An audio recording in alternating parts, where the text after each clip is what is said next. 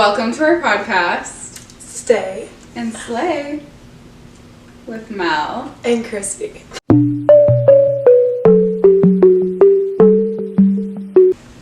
Millie. Millie's our special guest today. Okay, so basically we wanted to start this podcast to be your guys' like non-serious therapists, you know? Yes, we want to make mental health more comfortable to talk about and make it more normal because it should be. Yeah, so basically we want to, every episode, just like talk about a new topic, talk about something that we can relate to. Obviously, we're not licensed. No. Or anywhere near being like a real therapist, but I think we know a thing or two, and we just want to shed light on being able to talk about our mental health and just making everyone feel comfortable with the fact that we all deal with it.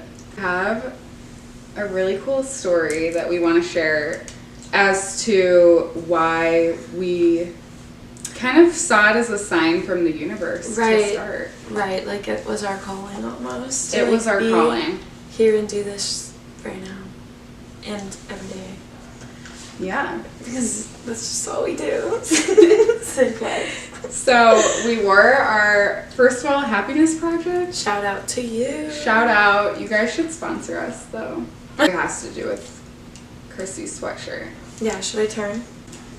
What does it say? I don't even know. Do you think they can see it? I don't know.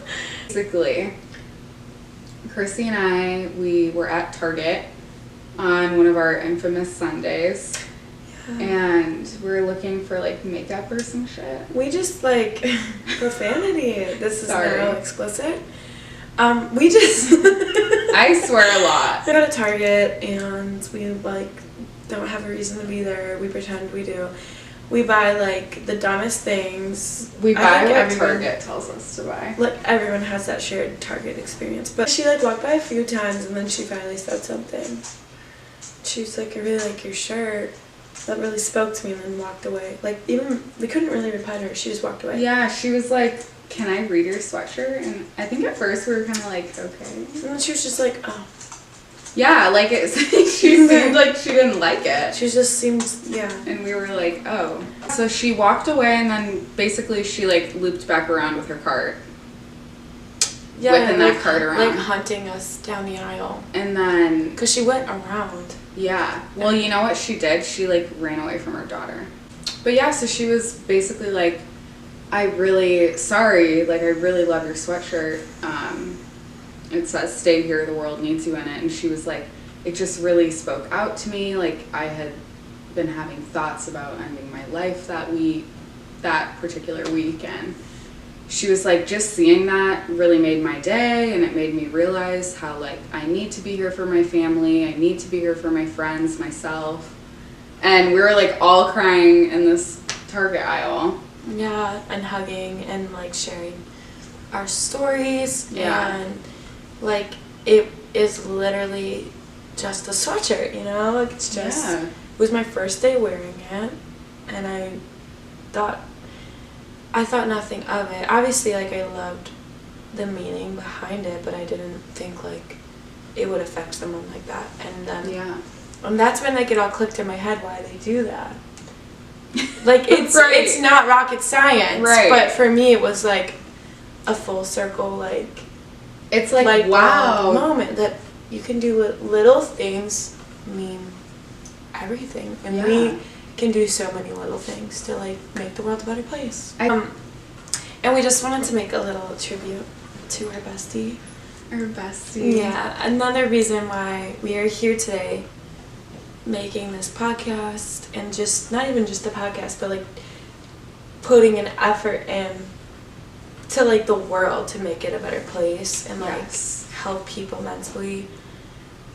It's just, like, for our best friend that passed away, and, like, that's why we're friends. Yeah. And we just want to, like, make good out of it, you know? Yeah, we kind of endured a really big loss of our best friend, and we just know that this is something that would make her really proud and happy, and she always told us that we needed to be friends, and she gatekept us from each other. And now we're besties, and we just really want to make a difference, because I think if some people had a resource to go to, hopefully like this one, that it could make a difference. Or just feeling more comfortable to even talk about certain things, and I feel like we just really want to make good out of our situation and bring light to such a dark topic. Yeah, because mental health doesn't have to be dark. It doesn't. Like, I think of it as... It doesn't have to be uncomfortable. Yeah. It can be so normal. Yeah. Cheers.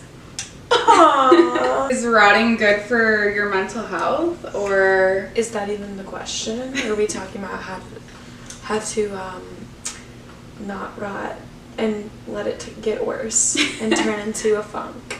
Yeah. Basically, we wanted to talk about how to healthily rot and not rot to the point where... I think rotting is okay. Yes, I think a good rot is necessary. And by rot, we mean... We should probably clarify rot.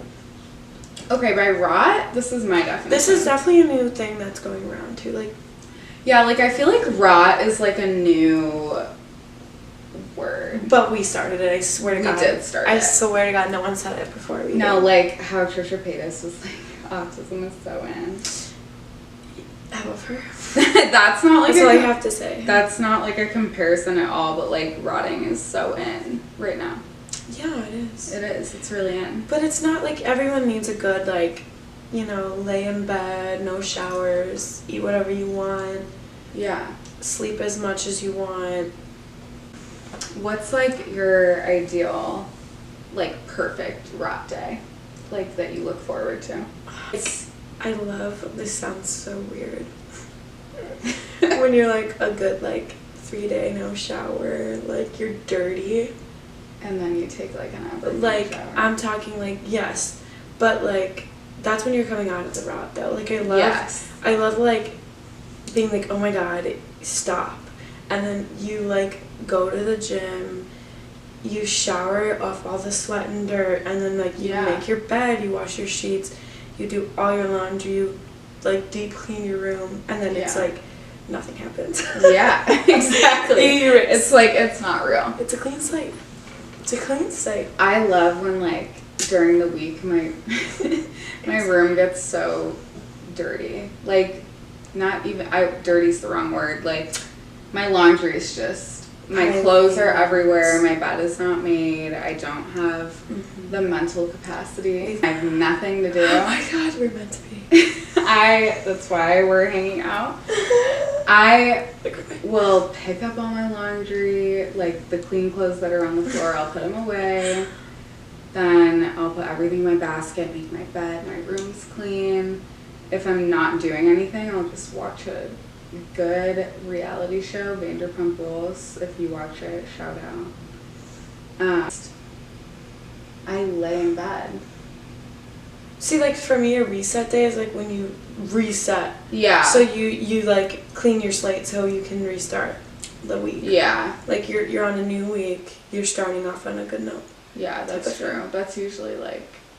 But then once all like the resetting is done, you do get a reward. You get to lay in a clean room. Yeah. And then like honestly, it's not rotting at that point, it's like recharging. Okay, you know what? I think we just... That was slay. I think this is us... coming to life. No, we're working on our own like problems. Yeah. We're just working through. We're therapists for each other. We're speaking out loud why we like to rot, and we just need to like we just need to like figure that out for ourselves. Yeah, what I just think we realized though, I think we have reset days and our rot days, and that our rot days are like when you're just in bed not doing anything. Well, like, right, rotting would be like when your room is dirty. I feel like rotting is like when you avoid all social contact. Yes. That's when it can get you're dangerous. off the grid. but you're not taking care of yourself though. Right. You're not eating good. You are in bed at least 2 days in a row. Yeah. I mean, I guess there is like a 1 day rot, but like a true rot would be like a couple days of just ignoring life. Yeah. Basically. And then like you get to the point where you're like, okay, I need to get up. Right. People don't talk about it though as much because a lot of people are just like go go go go. Mm-hmm. And obviously everyone works at their own pace, but I sometimes when my weeks are very go go go, I need like a whole weekend to just do absolutely nothing. Right. And I mean, I feel like one good weekend out of a month to do nothing. Yes. Have no thought or like stress. I feel like stress is like the biggest component. Like, yeah. Like when you finally get to a point where you have nothing, no due dates for like anything, like you are stress free for a good like night. Like take advantage of it. I feel like that's something I've really learned in like post-grad life is, I mean, we socialize a lot during the day at our jobs, you know? Right. So it's like when I get home, I don't want to hang out with anyone after work. I've been talking all day. Mm-hmm. And then the weekends you're like, all right, this is finally my chance to just not speak to anyone. So like what we wanted to get at though was yeah, we're derailing. Was the fact that sometimes rotting can get you in a funk and you need to get out of that funk as soon as possible so it doesn't become a permanent funk hole. That's what me and Shay would call it. A funk hole. A funk hole by excision. And one time our bestie Shay, she was upset about something and she posted like, I'm in a funk hole, someone get me out. And I sent her a song called Funk Hole because at the time it was like my jam. Yeah. And I was like, you're gonna love this song and it'll cure your funk. She did. And it did. She posted it to her story. She's like, I'm all better. And everyone remembers that because they just do. And I'm just like, I remember that story. Why did I think that was enough? But so I think that's like honestly the best way to get me out of a funk is like getting consistent with the gym again, mm-hmm. going for walks, taking my dog for a walk, mm-hmm. sunset. You know what Krissy and I's love language is? Mm-hmm. We send each other pictures of the sky. Oh yeah. I live for it. Right. I actually live for it when you send me a picture of the sky. Me too. And then she'll text me at like sunset and I don't even look to see what the text is because I know it's just a picture of the sky. I just love it. And like I think the other day it was like 5 pictures of the clouds. But I also do like to like sometimes I just like to talk like to myself, but like to my dog. I talk to myself all the time. I talk to my dog usually. That's what I do to get out of a funk actually. Mm-hmm. I walk just and I just speaking out loud. Sorry, I love to swear. I walk and I just talk to myself. Mm-hmm. Everyone talks to themselves. Everyone does. If you don't, you're really weird. But I think that like I just like it's not something we wrote down, but it just like kind of like clicked in my head with a light bulb moment. Okay, a way to get out of a funk, I would say like biggest thing you can do is just appreciate the little things. I just tricked my brain. Like I started appreciating clouds and then I formed such a love for them that like seeing a cloud is what cheered me up. Right. And like, well, I feel like that also like happened with rainbows too, and it still does. Yes. But like, then you appreciate all the little things, and I feel like that is like the best way to get out of a funk. Like it's your mindset and like, your mentality. I've never been one to like write. Like I think I've tried to like be the person who writes down what they're grateful for every day. Yeah, it's hard though. It is hard to just. It is hard. I'm lazy. But like. I'm such a grateful person though, like I don't think I need to actively do that, but like that's one of those moments where I understand why that works for people. Yeah. Because like because I think every day try it. Because I sound crazy right now. But just like tell yourself you love clouds. Like pay more attention to them because they've always been there. They've always been there. And then you're gonna see one day and be like different names of them. The new No.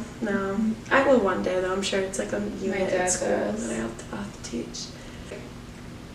Go outside and appreciate. Just appreciate it.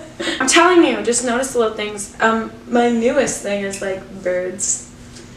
I love when I see like a weird flock of birds and like whatever shape they're making. When they're I do flying look at their in the sky. shapes, but some birds freak me out. Have you seen the videos of the seagulls attacking people? No, but those are different. I mean like the birds. Those you are see like on a normal rats. day, like the black ones. I like cardinals. Oh, the Oh, robins. cardinals, You like the that's- robins? That's always super cool when I see a cardinal.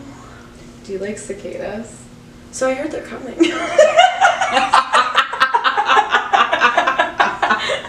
I heard there are like lots of them. I heard cicadas are on their way. I heard like lots of them are coming. That's our Okay, segue. I actually have a really fucking freaky story. Do you want to hear it? Yes, please. Your story time. We're listening. Alright, so this is horrible that I'm gonna admit this on camera. But Don't make me puke. It's scary. so Ew, this is about cicadas? yeah. Oh my god. So when I was younger, my dad he kind of I think he thinks cicadas are cool, so like he wanted us to like think they were cool. So you like cicadas. She was grown to like I cicadas. do like cicadas. Everyone doesn't like them. I like them. But like that's how I grew up. So like when the cicadas would come out, they leave their shells on the tree. And Right, I know. they shed their shell, you know? Mhm. So my dad would make we would pick the cicada shells off and like we had them in a drawer.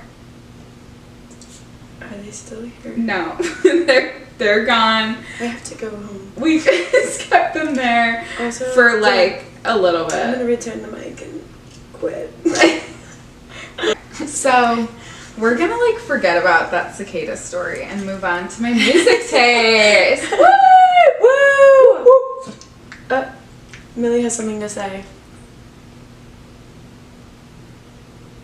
But yeah, basically, whenever I really need to get out of a funk, I will just lay in my room, put music on my speaker, and just play my favorite music. And that's actually why I have like a deep obsession with The Weeknd, and I always will, because like there was just such a low point with my mental health years ago. And I would just listen to The Weeknd's music, like all his music over and over, and it just saved me. Like it literally just made me so happy. And I think a lot of people just have such a special connection with like artists and music in their own And way. their like own relationship almost. Yeah. Like it's a person. It's so cool. Yeah. I like she said, everyone Yeah.